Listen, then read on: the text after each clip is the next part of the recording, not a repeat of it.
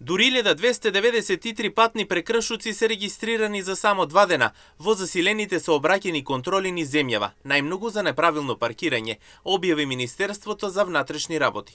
Во текот на 21 и 22 јули, полициските службеници од сите сектори за внатрешни работи изрекоа бројни санкции по основ на различни прекршоци од Законот за безбедност на сообраќајот на патиштата и Законот за возила.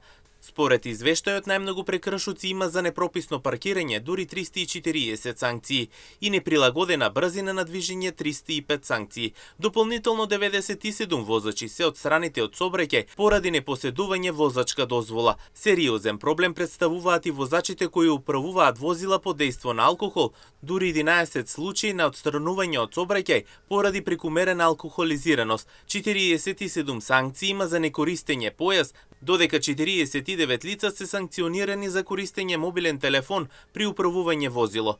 Исто така 85 лица биле санкционирани за неносење заштитен шлем. Покрај возачи, полицијата казнувала и пешаци, дури 18 за минување на црвено светло.